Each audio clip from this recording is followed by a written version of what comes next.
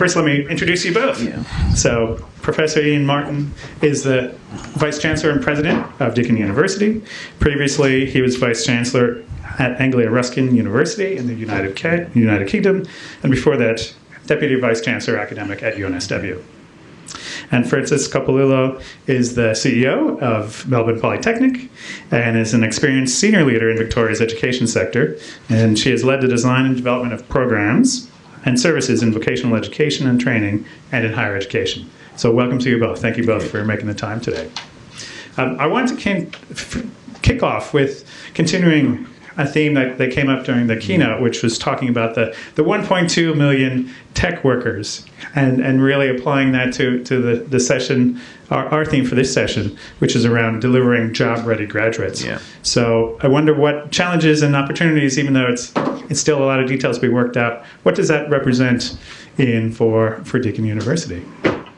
Well, it's a little bit difficult to know because tech worker is a very broad definition. You can narrow it down a little bit, but I think effectively it means there will be a need for a lot more university educated people with a digital specialisation coming through.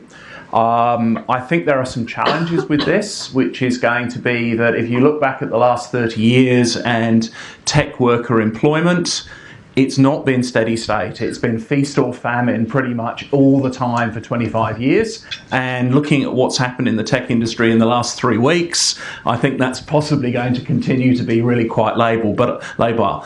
So I think there's that. But I think the other point, which is not just a tech industry thing, is so much of this conversation is drawn straight away to, it's a school leaver challenge.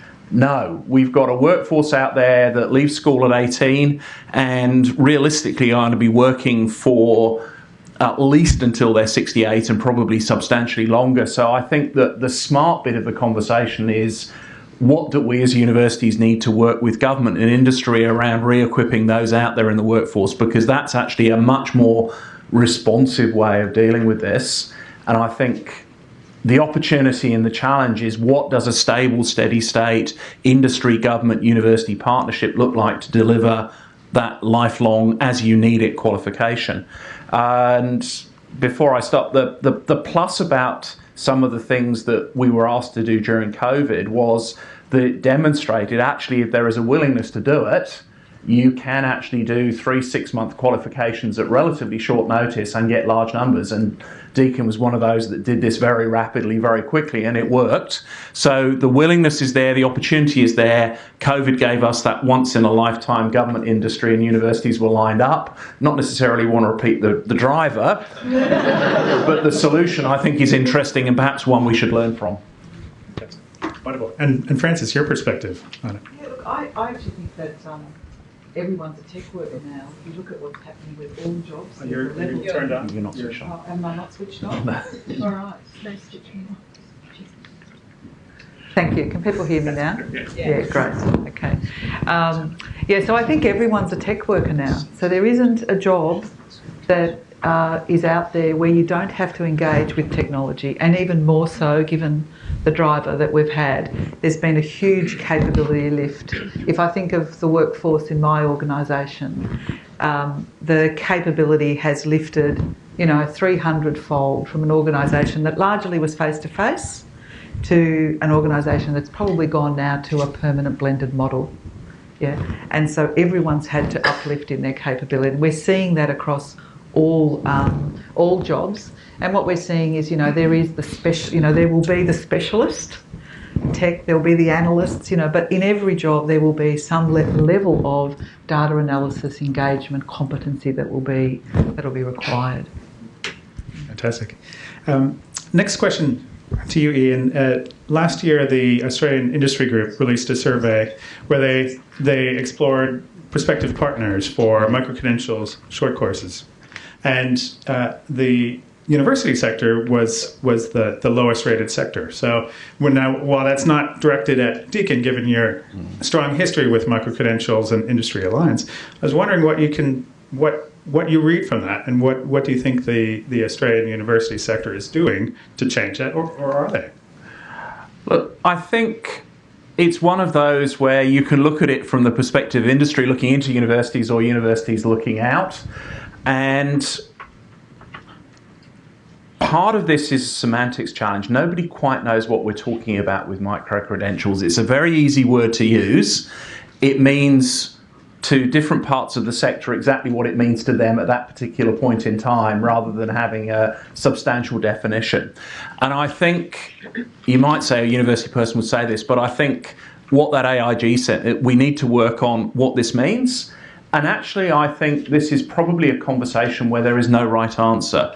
Universities will need to look at what they do to adapt to meet some of those needs, but industry is going to have to look at what they need. And I think there will be qualifications used in the loosest form that actually universities shouldn't be offering, because it's not our model, and that should be done through industry or other providers providing that very short, sharp, non-stackable, perhaps non-quality assured, I need this now because the job next week requires me to have it, as opposed to perhaps the place of the university, which is shorter form qualifications, but linked to a quality assurance framework so that notionally it's stackable. That's the place for universities. We can't own all of this.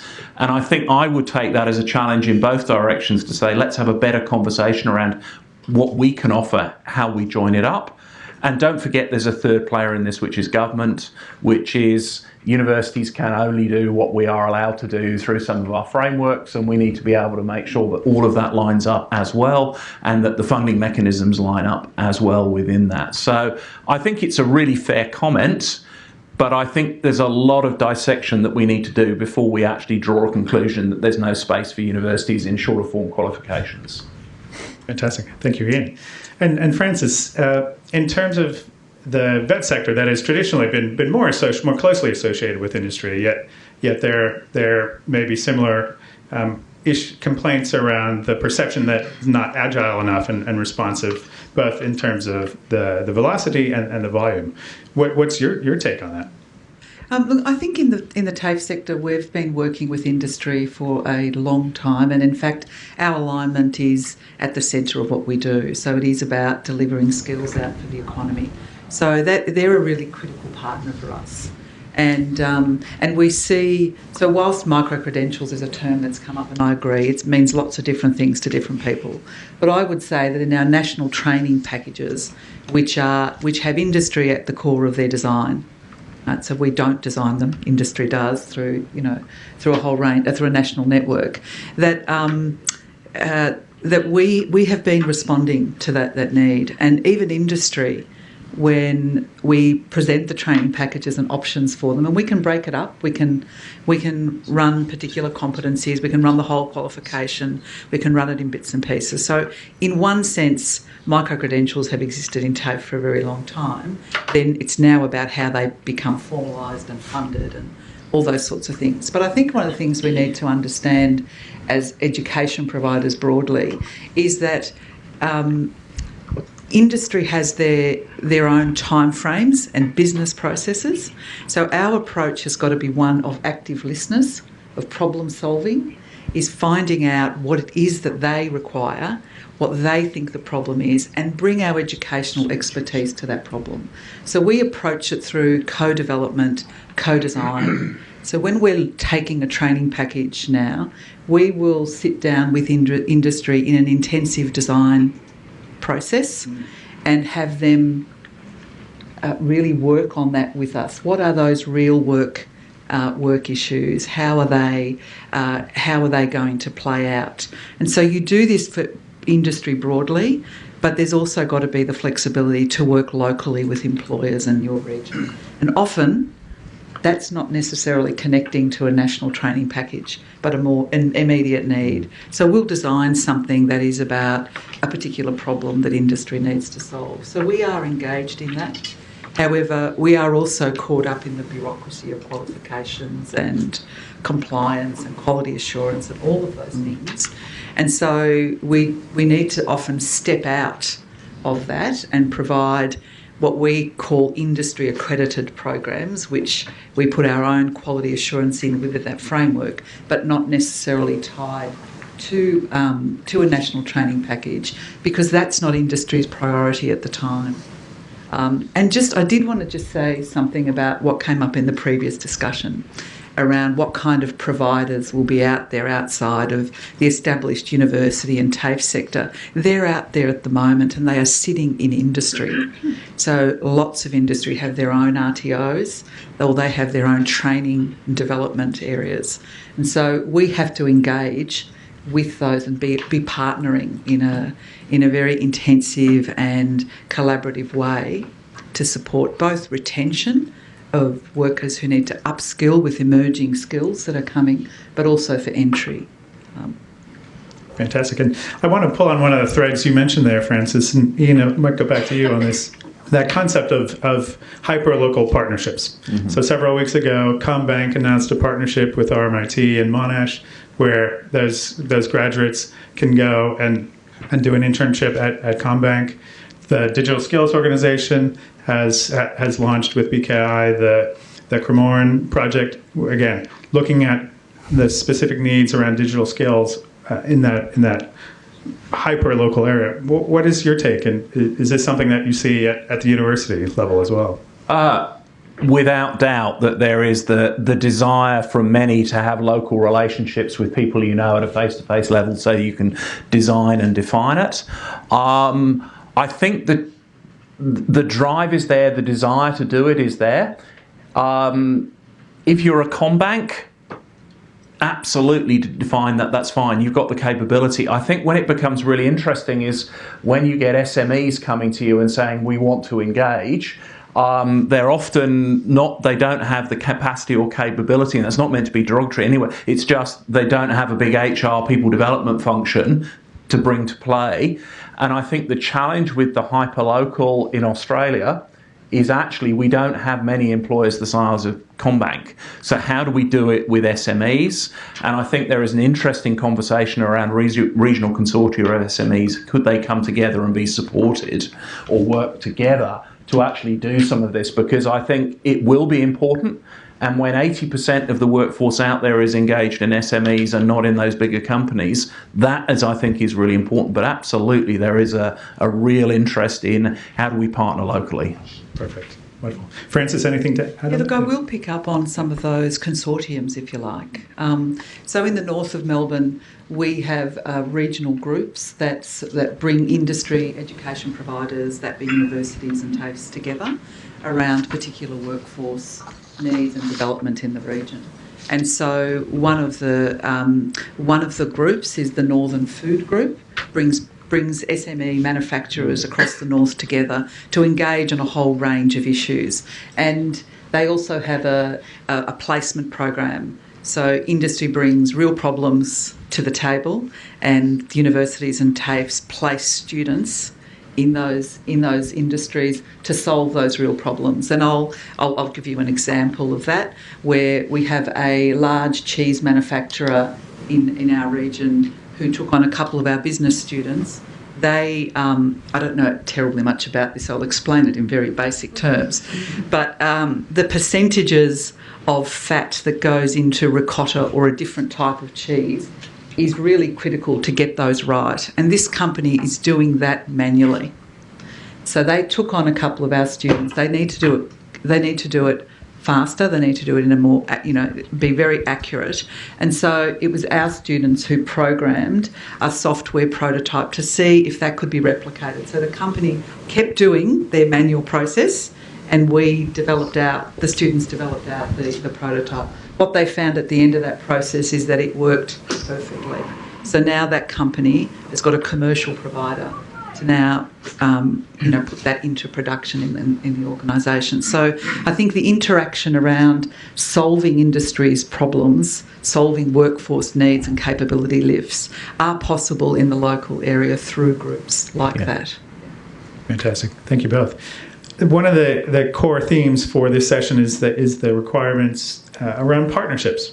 We've talked about partnerships with industry. Let's talk about partnering with EdTech. Yeah. So how do each of you incorporate EdTech into the delivery, to your delivery, and then even drilling down further, how should prospective EdTech partners approach you and engage with you? Iain, maybe start with you. Look, I think there's multiple ways that this happens. Come back, probably the commonest is actually the interactions that face-to-face where people bump into each other at various meetings. And there is a sharing of problems and solutions. And I think much as we've talked about the relationship between education providers and companies, often that is actually having a right space to share problems and solutions.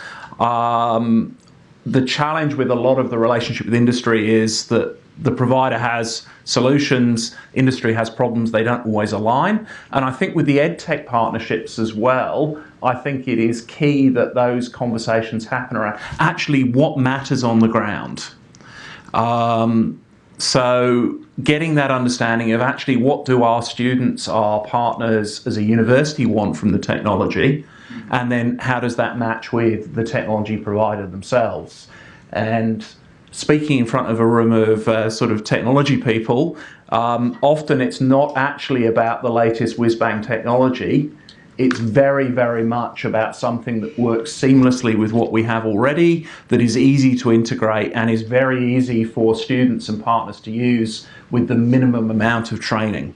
So that sense of how does it integrate in, how can we bring it into an environment so students see it as an integrated whole, not add-on technology. So it comes down, I would say, absolutely to that matching of problem and solution and culture. I'd agree with that, and I'll probably maybe give some examples, and that might help demonstrate how we do it.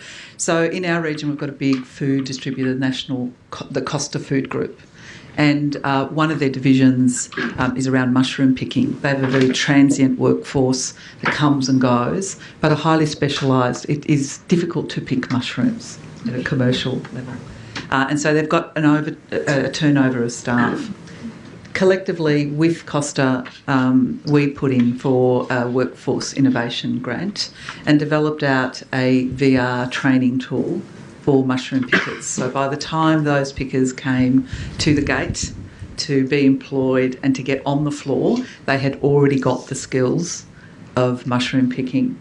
And that's enabled them to not only get less wastage, but also have people who come and stay, and do that work in a lot more of an exacting and specific way.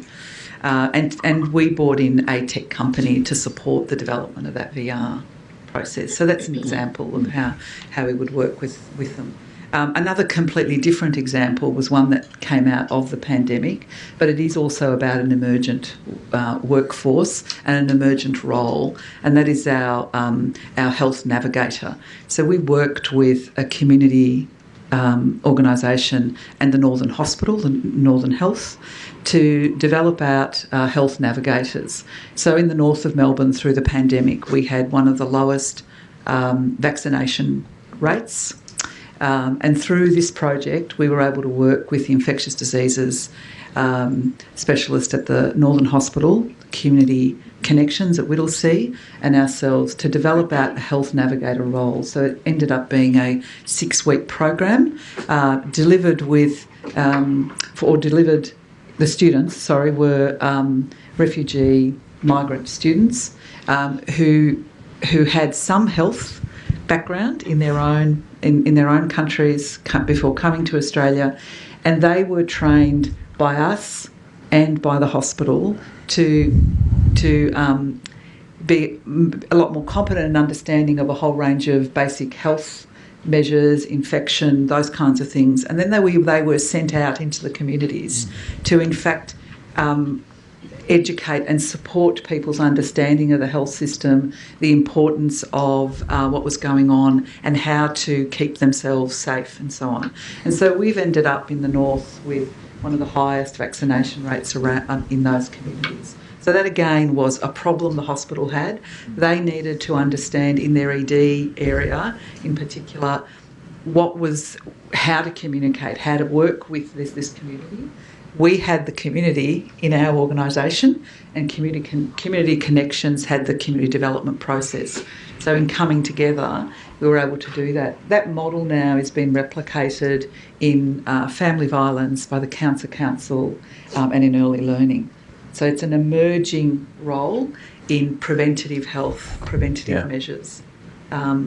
That's not a role that we would have heard of in quite this way, and it's an emerging job as well. So it's come out of interactions with industry and community to bring about like a purposeful unit of work that can be applied really readily and scalable and replicable. Fantastic. One of the questions that's come through on Slido, and again, please, you're very welcome to submit your questions there. Francis, I'll stay with you on this one. It says someone's asking that alumni from TAFE, as well as universities, given their lived experience as students, they have, how can they leverage that advantage and engage with the institution and really bring that perspective? And is that happening, and how could that happen better? Look, I think we can always do more in engaging our alumni, I think. But I'll give you an example of where we have worked really consistently to keep that network alive, and that's in a program we call the Overseas Qualified Professionals Program. So these are people who come into Australia either through refugee or skilled migration programs, whatever it is, and they end up in fairly low-skilled work, right? But they have recognised professions and so on. So we run those people through a 12-week program, of which half of that program is in industry. And so they learn to apply their skills and understand how their industry works. And that might be at Melbourne Health in a financial area. It could be in an engineering company, a whole host of different areas depending on their background. And so many of those people don't come back to us after that introduction to the Australian workplace and that experience. They remain in those companies. But one of the things they do is they give back. So we've got a very active network now of about 800 people in industry who have had that experience of being a student, have had that challenge of engaging with industry, and now are in that industry. So they come back to either support students or provide employment opportunities or those sorts of things. So your students become your industry of tomorrow, and so really important to keep them engaged and to work particularly with our students.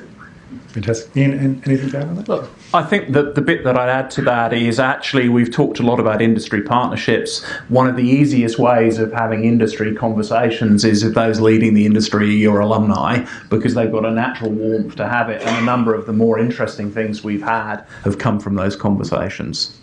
Fantastic. Let's pivot to skills now. Last year, Edalex conducted some market research in America of recent graduates, and the market research identified that only 33% of American graduates felt comfortable voicing their skills during the job search.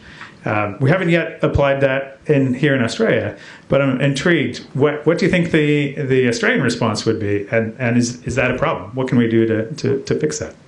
Ian. I think it probably is going to be the same, I would suspect. And some of this is giving students the confidence to understand the kind of skills that employers are looking for, and to be able to think, how do I build up a portfolio of evidence that actually when I walk into that interview I can talk about this from lived examples. Now, again, if you involve employers in what do they want from graduates, they take an assumption that if they've come out through a technical degree in a particular area, that's a given. It always comes back to communication, teamwork, dealing with uncertainty, the ability to work together, the ability to work across disparate groups and engage well. And I think giving our students the confidence that that really matters is really important. And the challenge is that it's often the things that the students least confident in and least willing to engage with. They came to university to be an expert in IT or engineering or whatever else, and to actually push them into that space is uncomfortable for them. I think the other thing that we can do is look at different ways that the students can demonstrate what they can do in a way that the employer would value. And I was talking with Dan, and when I was in my role in Cambridge, we had a really interesting relationship with a number of local tech companies. And actually what the tech companies have started saying to us was, as the students go through their IT degree and their program, they're doing projects, put it into their GitHub, show what you're doing programming wise, and when you come to the interview, be prepared to show what you've done in a way that actually is relevant to the employer, because they all use Git as the way of development, and it just was a great way of doing it. So it's actually linking up to what they would have to do in the workplace, and to add it into a course was almost minimal. It was really easy to do. It was open source, it was relatively straightforward, and it was great. So I think trying to find some of those very practical, very easy to implement, and often tech-based solutions, I think is a really smart way of doing it. And as I say, that came directly from a conversation with IT employers as to what they're looking for. Fantastic. Francis, your perspective. Yeah, I think there's a lot of platforms at the moment supporting students in their search for employment, and they do support some of the understandings around these capability skills. I think if we were to do the research here in Australia, I think we'd find the same thing. I think very few of us, as we go through being students, can articulate all of those capabilities. We can articulate maybe the program we've used, or I'm thinking of younger graduates now, the programs they've used and the specifics of what they've done. But if they have to pull that together holistically, they find that difficult. I think partly that's about how we teach. Certainly in the vet sector, learning's been broken up so much and categorised into lots of little bits, and the art is in pulling that together holistically for students. One of the things we're doing at Melbourne Poly is developing out a capability curriculum framework that not only identifies but defines some of these skills that over history we've called soft skills and communication skills and enterprise skills and all those kinds of things. And it's not only about the teaching and embedding of those things in the learning, but it's also about explicitly helping the student to talk about those skills. I remember when I started in teaching quite a long time ago, I worked in programs that were helping students to get jobs, and we very particularly taught these explicit skills. We scripted things for students, to try and get them to describe those capability skills. I think sometimes we just assume that students know them and understand what it is, and I think we've got to turn our attention in the curriculum and in how we actually teach that these things are made visible to students, that they understand that these are valued by employers, and that they need to be able to both understand them and speak about them when they talk about their education and their experience. Really critical to make the learning visible for the students in this area. Yeah. Very insightful. Thank you both. Well, we're drawing to the close of this session. So building on the theme, again, of the conference, Education Unlimited. Think big, drive change, transform learning. Iain, if you could transform the learning experience of your students through industry partnerships overnight, what would you do? I think there is something magic about co-location.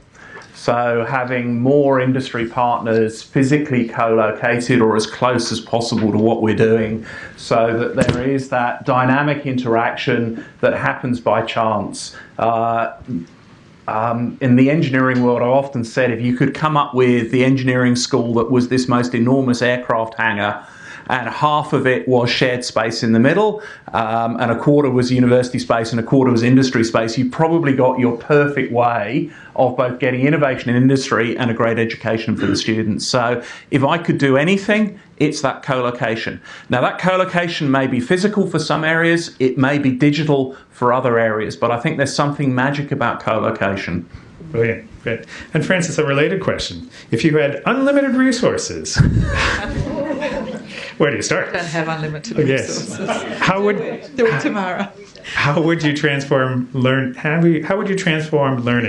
for your students and to prepare them for their careers? Look, I did take this big question out to a number of my big thinkers in the organisation, and the one I really particularly liked was that for every discipline we would have a virtual workplace.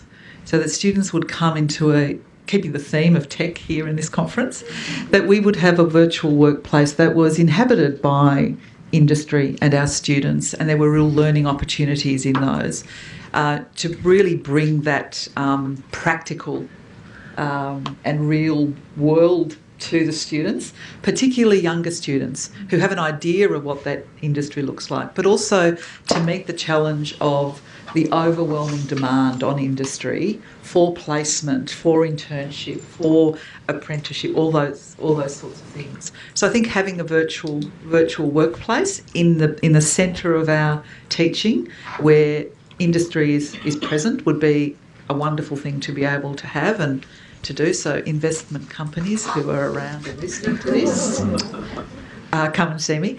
And the other is really, I'd like to see a much closer ecosystem on a regional, local level with employers in the planning. We all have resources and we all plan with our resources almost in parallel. And we don't, the bridges across don't do that. So at a local and regional level, I know some communities, and certainly in the north, we've attempted that and keep working at it, but it's not a natural state. It'd be nice to have it as a natural state. Fantastic. Well, thank you both. Really appreciate your time. So please join me in thanking Iain and Francis for their time today.